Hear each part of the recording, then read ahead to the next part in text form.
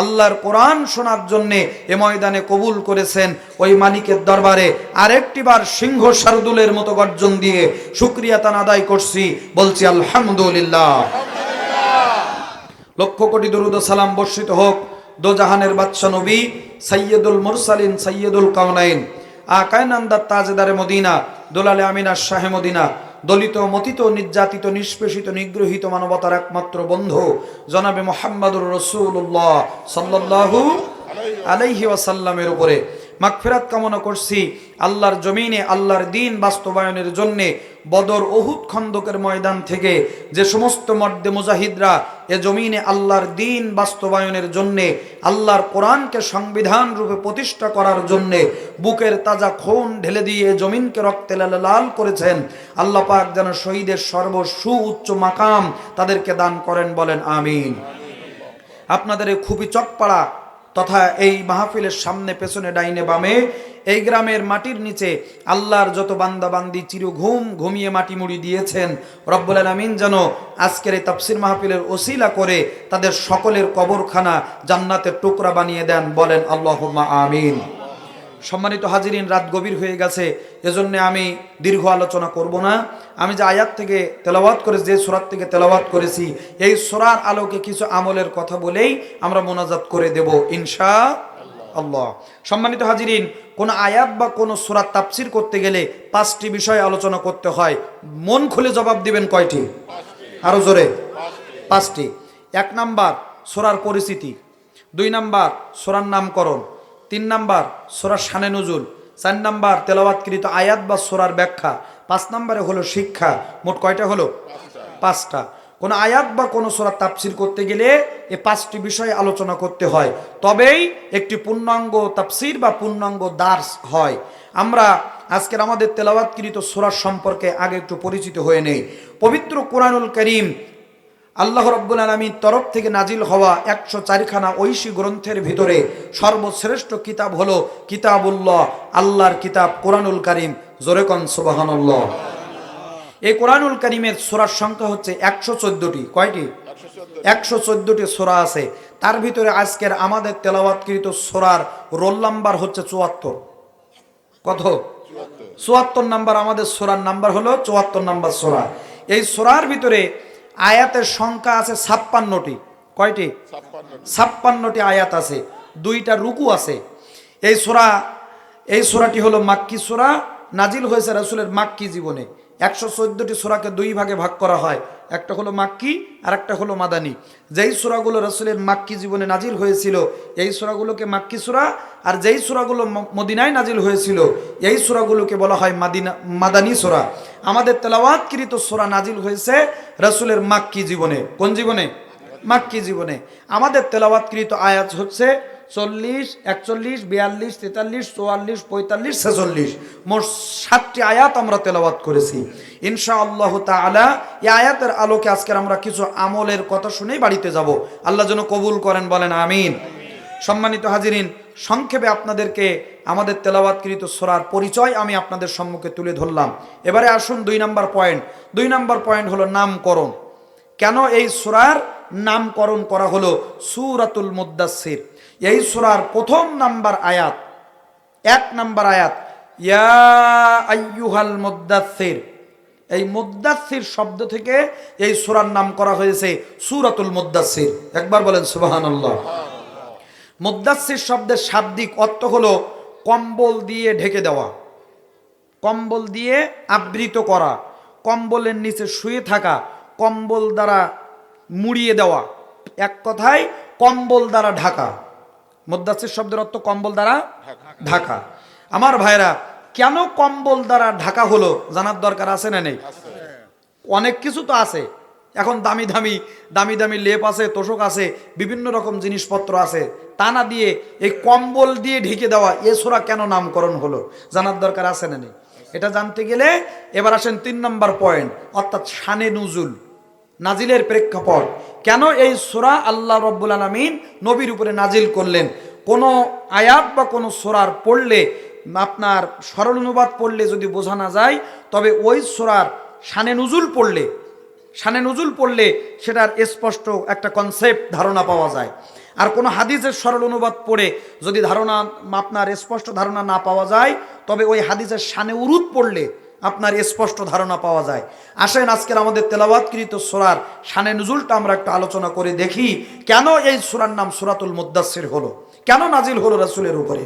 ভাইরা আমার, আল্লাহ রাব্বুল আলামিন বলেন, ওয়ালাকাদ বাআসনা ফি কুল্লি উম্মাতির রাসূলা, যুগে যুগে আমি আল্লাহ এই জমিনে মানুষদেরকে হেদায়েতের পথে, আল্লাহ ভোলা মানুষগুলোকে আল্লাহওয়ালা বানানোর জন্যে, আমি আল্লাহর দিকে আহ্বান করার জন্যে যুগে যুগে কালে কালে সময়ে সময়ে প্রেক্ষাপটে কাল পরিক্রমায় আমি আল্লাহ পাক নবী এবং রাসূলদেরকে প্রেরণ করেছি।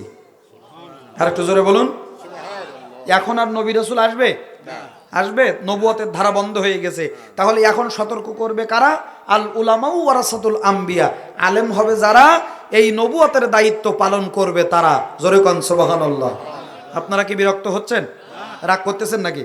আমার বন্ধুগণ, আল্লাহ রাব্বুল আলামিন মানুষদেরকে হেদায়েতের পথে আনার জন্যে, আল্লাহ ভোলা মানুষগুলোকে আল্লাহওয়ালা বানানোর জন্যে আল্লাহ পাক অসংখ্য, কেউ কেউ বলে 2,24,000, আবার কেউ বলে 1,24,000, সহি আকীদার কথা হলো অসংখ্য নবী রাসূল আল্লাহ পাক এই জমিনে পাঠিয়েছেন। সুবহানাল্লাহ বলেন। হযরতে ঈসা রুহুল্লাহকে আসমানে উঠিয়ে নেওয়ার পরে প্রায় 600 বছরের মতো নবী রাসূলের ধারা বন্ধ হয়ে গেল, আর কোনো নবী রাসূল আসেনি।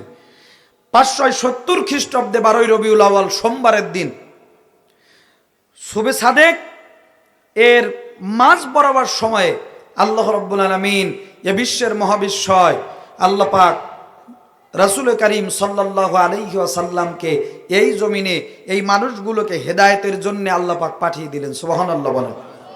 কোন মানুষদের হেদায়েতের জন্য? যেই মানুষরা ওই মক্কার জমিনে ওই তৎকালীন সময়ে তৎকালীন বিশ্বের মানুষগুলা মানবতা বলতে মনুষ্যত্ব বলে তাদের মাঝখানে কিছুই ছিল না। জোরে কন নাউজুবিল্লাহ। সামাজিক অবস্থা তাদের ছিল এমন, বাজারে মানুষদেরকে, আমরা যেমন বাজার থেকে তরি তরকারি মাছ গোশত কিনে নিয়ে আসি, তারা বাজার থেকে মানুষদেরকে এমন ক্রয় করে নিয়ে আসতো। নাউজুবিল্লাহ বলেন। আমার ভাইয়েরা, শুধু তাই না, অর্থনৈতিক ব্যবস্থা বলতে সুদ, ঘুষ, ছিনতাই, রাহাজানি, লুটতরাজ, সন্ত্রাসী, এই ছিল তাদের সামাজিক অবস্থা, অর্থনৈতিক অবস্থা। নারীদেরকে তারা বাজারের পণ্য হিসেবে বেচাকেনা করত, নারীদেরকে তারা যৌন দাসী হিসেবে ব্যবহার করত। যদি কন্যা সন্তান জন্মগ্রহণ করত, জীবন্ত অবস্থায় ওই কন্যা সন্তানকে মাটির নিচে পুঁতিয়ে তাদেরকে হত্যা করত। জোরে কন নাউজুবিল্লাহ। এই জন্যে এই সমাজটার নাম ঐতিহাসিকগণ দিয়েছেন আইয়ামে জাহিলিয়া। কি বললাম? আইয়ামে জাহিলিয়া। আমার আল্লাহ রাব্বুল আলামিন এই অন্ধকারে নিমজ্জিত জাতিকে আল্লাহ পাক হেদায়েতের আলো দিয়ে উজ্জ্বল করার জন্যে, হৃদয়টাকে কোরআনের নূর দিয়ে আল্লাহ পাক তাদের অন্তরে হেদায়েতের বাতি জ্বালিয়ে দেওয়ার জন্যে আল্লাহ রাব্বুল আলামিন বিশ্ব মানবতার মুক্তির দিশারে বিশ্ব নবী জনাবে মুহাম্মদুর রাসূলুল্লাহ সাল্লাল্লাহু আলাইহি ওয়াসাল্লামকে এ জমিনে প্রেরণ করে দিলেন। রাসূল আমার জ্ঞান বুদ্ধি হওয়ার থেকে 17 বছর পর্যন্ত আল্লাহ নবীজি ওই সমাজে এই অন্যায়, অবিচার, জুলুম, অত্যাচারগুলো দেখতে দেখতে বড় হলেন। পর্যায়ক্রমে আল্লাহর নবীর বয়স হলো 17 বছর। জোরে বলেন, কয় বছর? 17 বছর। আল্লাহ নবীজি এই 17 বছর বয়সে এই সমাজের অন্যায়, অবিচার, জুলুম, অত্যাচার দেখে আল্লাহ নবীজি একটি যুবকদেরকে নিয়ে, ওই সমাজের যুবকদেরকে ডেকে একত্রিত করে আল্লাহ নবী একটি দল গঠন করলেন, একটি সংগঠন তৈরি করলেন।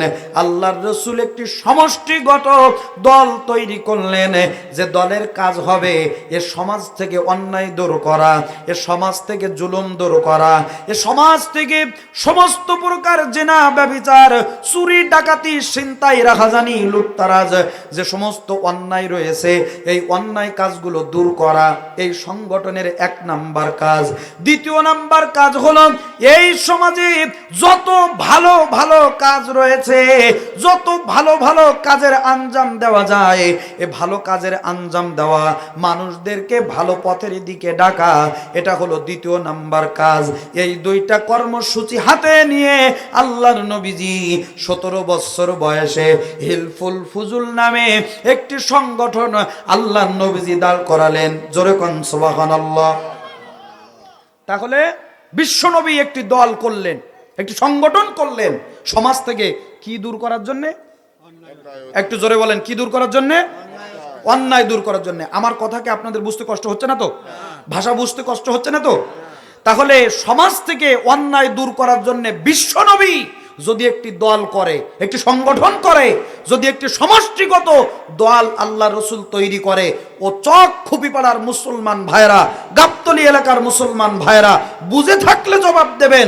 আপনারা কি চান যে আপনাদের এই এলাকায় কোনো চুরি বা কোনো চোর, কোনো সন্ত্রাসী, কোনো ডাকাত, কোনো ছিনতাইকারী, কোনো লুট্টারাজকারী, কোনো জেনাকারী, কোনো ধর্ষণকারী, কোনো লুট্টারাজ এই সমাজে থাক? এটা আপনারা কি চান?